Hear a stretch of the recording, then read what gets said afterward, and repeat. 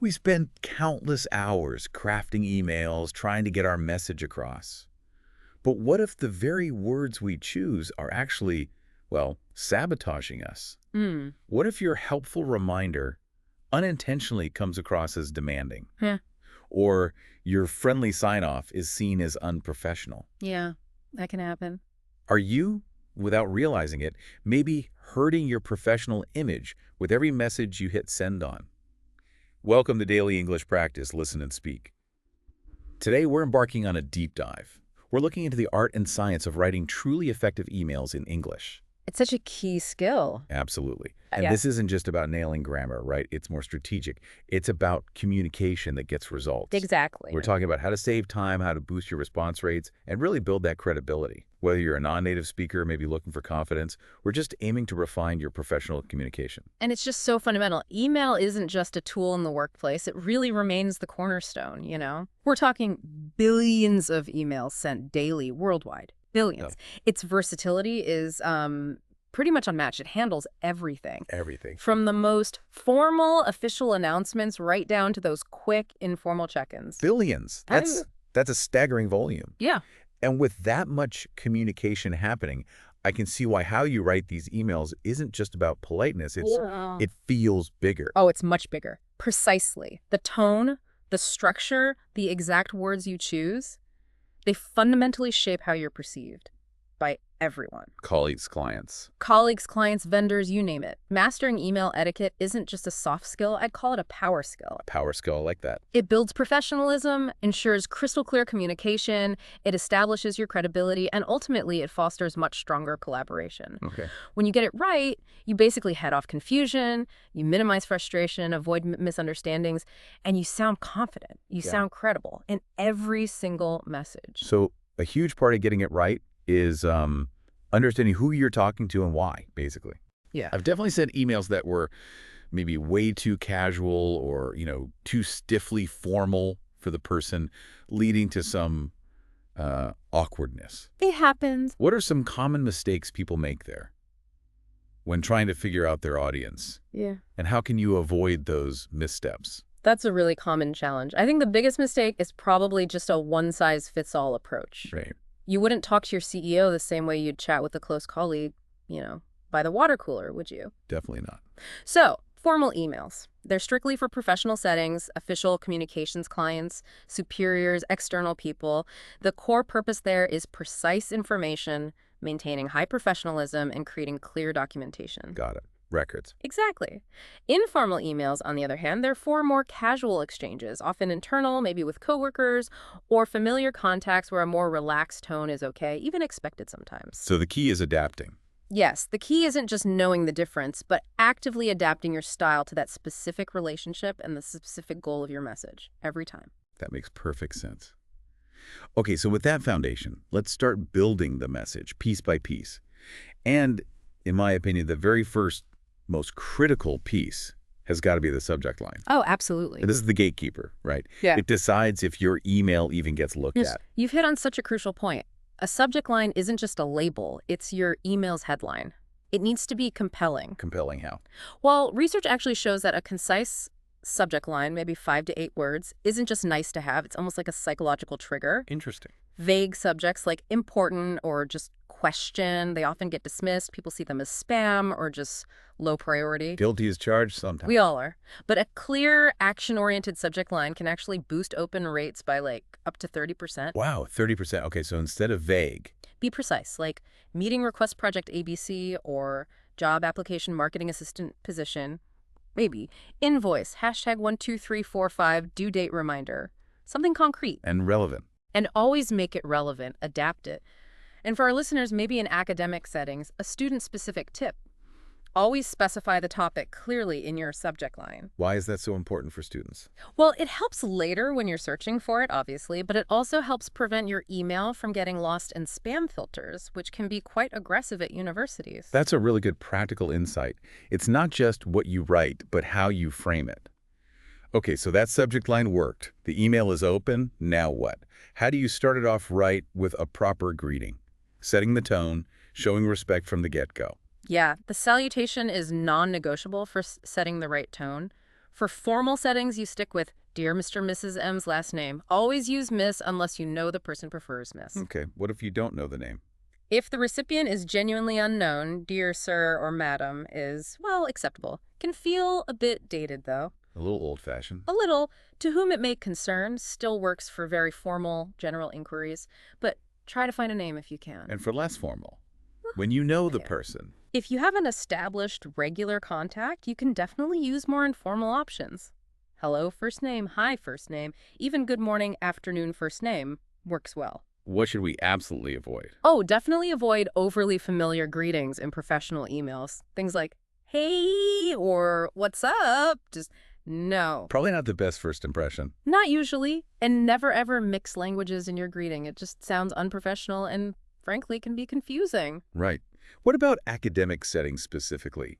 For students emailing lecturers, I know there are some nuances there that can, trip people up. You're right, there are. For students, Dear Professor last name or Dear Doctor last name are the safest bets. Dear X is simple but maybe a bit too brief for an initial email. And hi. Hi is generally too colloquial for lecturers unless you're already on first name terms. Stick to the titles. Mr., Doctor, or Prof, and never Prof, Doctor.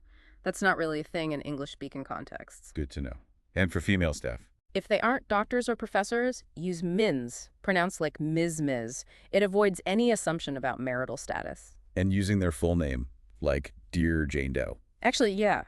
Dear first name, surname is perfectly acceptable, especially in the U.S., even for strangers. It's not seen as disrespectful.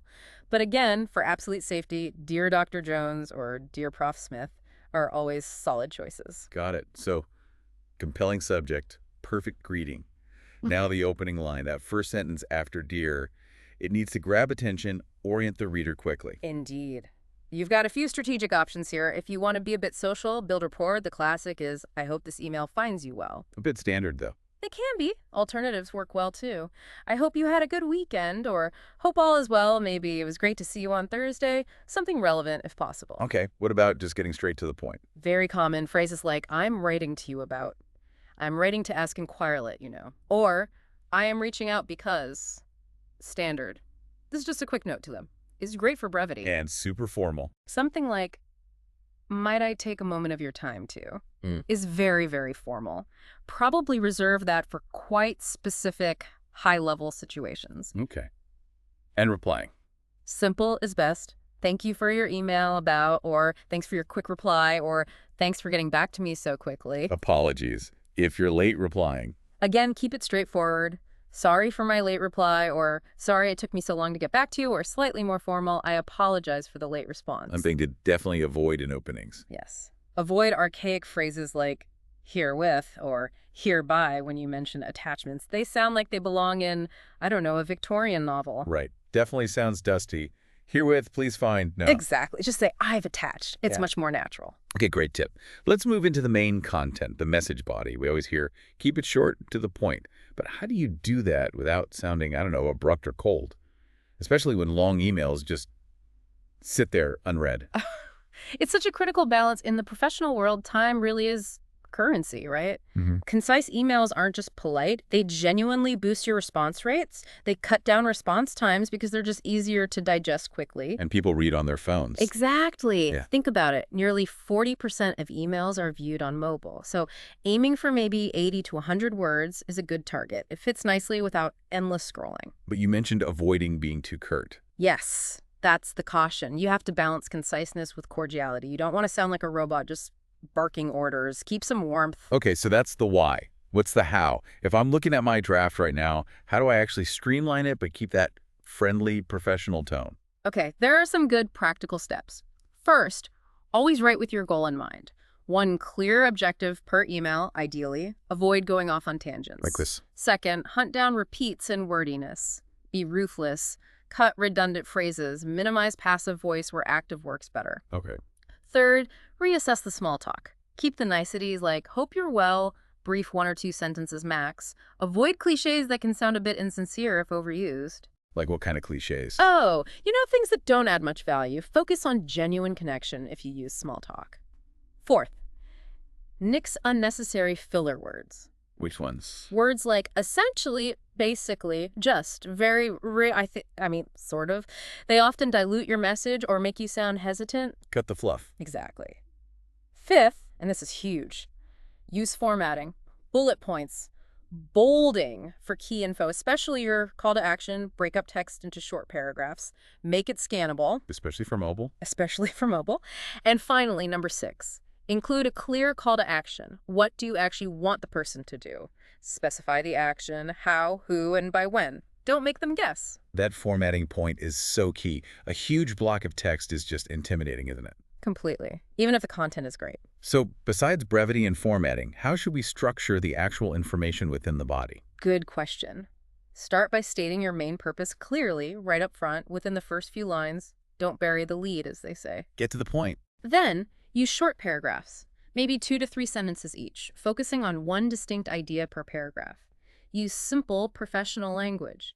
Short, direct sentences usually prevent ambiguity. And if there are multiple points? Use numbers or bullet points, or just distinct paragraphs. Make it super easy for the reader to follow each separate point or question. Think about how you'd explain it verbally, probably in clear, separate chunks. Right, okay, let's get really practical. What are some go-to phrases for common scenarios? Like sending attachments, making requests, that sort of thing. Okay, yeah. For attachments, instead of herewith, just say I've attached, or please find file name attached. Simple. I'm enclosing file works too. If the info is in the email, please see the information below for more details. Or here's the document you asked for. Nice and clear. And when you need to make a request, how do you ask politely but still be direct? Politeness is definitely key. Could you please, or I'd really appreciate it if you could, are always safe bets. For a softer touch, use conditionals. I was wondering if you could, or even, perhaps you might let me know. It feels less demanding. Makes sense. What if you need clarification? Something wasn't clear. Be direct but polite. I didn't quite understand. Or, could you please clarify? Our professional. You could also ask, could you be more specific? Or could you give us some more details on that? Okay. And sharing information, like giving someone a heads up. Phrases like, thank you for letting me know. Or the slightly more informal, thanks for the heads up, or thanks for the notice, work for receiving info, to share, please note, is standard. Or for a nudge, just a quick friendly reminder, is useful. What about getting or giving approval? The green light. To get approval, please let me know if this is okay with you or what do you think works. More informally, especially internally, we just need the thumbs up, or do we have the green light? And giving it. Simple, you have the green light, or yes, that's approved. For scheduling, I'd like to schedule a meeting on day, or are you available on day? If you need to propose a time, I'm offable on day if that's convenient. And if you can't make it, I'm afraid I can't make it on day, or unfortunately I need to reschedule. You can also use postpone or delay. okay. And the tough one. Giving bad news. Yeah, always soften it. Start with unfortunately, or I'm afraid it won't be possible to. We regret to inform you that. Is more formal, often for official notifications like rejection letters. After careful consideration, we have decided is another common framing. Diplomacy is key there. What about just simple agreement or disagreement? For agreement, keep it simple. I agree with your proposal. That works for me. Sounds good. Easy. For disagreement, it's about being diplomatic and constructive. How so? Use phrases like, I see your point, but I have some concerns about, or unfortunately, I don't think that option will work because state your position professionally without, burning bridges. Right. Explain why. Yes, briefly explain your reasoning and, if possible, always try to suggest an alternative. And finally, confirming an appointment. Just confirming our meeting on day at time or looking forward to seeing you then. It's amazing how subtle shifts in phrasing make such a difference. Now, thinking about our listeners, especially non-native speakers or students, what language nuances should they really watch out for? That's a great point. Tense usage is a common one. For a single current action, use present continuous, I'm sending you, or future, I will bring, not simple present, I send. Simple present implies it's a habitual act. Ah, okay. Good distinction. Also, academic vocabulary can differ from business English. Knowing terms like outline, references, thesis, mark, or grade in the academic context is important. And abbreviations. Acronyms. Use them cautiously. While things like ASAP or FYI might be okay internally sometimes, avoid them in formal emails, especially initial ones. Definitely avoid super casual ones like BTW, by the way, or THX, thanks. And if you use technical acronyms like KPIs, always spell out what it means the first time you use it. Key performance indicators. Assume your reader might not know. Clarity first. Excellent advice. So we've crafted the message body. Now, how do we finish strong? Closing lines that set expectations or offer help. Right, the closing line really sets the tone for what happens next. If you're expecting something, you can use "looking forward to hearing from you soon," or "please let me know if this works," or even just "thanks in advance," which subtly signals you expect them to do something. And if you're offering help, Phrases like "I hope this helps," or "if we can be of any further assistance, please let us know," or the classic "please do not hesitate to contact me" work well. what about if you need to apologize again at the end? "Thank you for your understanding," or "thank you for your patience" are good. Or, more formally, once again, please accept our apologies for any inconvenience caused. Okay. And then the very final bit, the sign off. This feels like your last chance to make the right impression. How do you choose between formal and friendly? You're right, it's the final touch. For formal emails, sincerely, "best regards" or "kind regards" are all safe and professional. What about yours faithfully or yours truly? Yours faithfully, if you started "Dear Sir, Madam," and yours sincerely, if you started "Dear Mr. Miss Smith," are still used, particularly in British English, but less common elsewhere.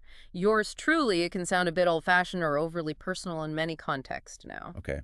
And informal or friendly? When you have an established relationship, things like "best," "cheers," though be aware cheers is very common in the UK and Australia, but might seem too informal elsewhere. "Thanks," "take care," or "all the best" are perfectly fine. Even just "best" or "regards" are very common now. Good options. And identifying yourself. Full name, first name. How about referring to others? Generally, sign off with your full name in professional emails. If you know the recipient well, just your first name is usually fine. Especially if they use your first name first. Exactly.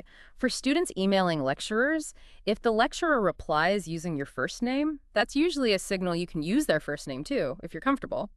And crucially, when referring to other students, say, "my fellow student," or use their first name, maybe adding the surname for clarity. Never use Mr. or Nex for another student. It sounds very odd. That's a really specific but important cultural nuance. Okay, shifting to best practices. Your absolute last line of defense before hitting send. Proofreading. Always, always proofread. It's not just about typos, although those are bad enough. It's about showing attention to detail, professionalism. Any tips for effective proofreading? Read it aloud, seriously. Your ears will catch awkward phrasing or mistakes your eyes might skim over. Our brains often fill in what we meant to write. Reading aloud breaks that pattern. That's a classic tip because it works. Now, the tricky area. Tone, humor, emoticons. Feels like a minefield in professional emails. It really can be. The safest bet. Maintain a professional tone. Be extremely cautious with humor and emojis. They can be easily misinterpreted across cultures or just personal styles. So, best avoided usually. Unless you know the recipient extremely well and the context is right, yes, probably best to avoid them in professional settings. And definitely avoid writing in all CKPS that looks like shouting or using multiple exclamation points. Just looks unprofessional. Got it. And attachments. The classic mistake, forgetting them. Happens to the best of us. Always, always mention the attachment in the email body. Please attach the report, for example. Double check it's actually attached before sending. And file size. Naming. Be mindful of file sizes. Large files can clog inboxes. And yes, giving attachments clear, explanatory names is helpful. For students, instead of myessay.doc, use something like historyessaysmithjohn.doc6. Much better. Okay, thinking about managing emails. How should we handle our own inbox and response times? What are reasonable expectations? Try to respond promptly, especially to urgent emails. Aim to acknowledge receipt within 24 hours, even if it's just, "got it, I'll look into this and get back to you by Friday." It manages expectations. And if you're waiting for a reply? Give people reasonable time. Lecturers, for instance, might need 2-3 working days during term, maybe longer outside term. If you hear nothing after a reasonable period, a polite follow-up or resend is perfectly fine. Emails do get missed sometimes. Okay. And the dreaded reply all. And CC, BCC. How do we use those wisely? Sparingly and strategically.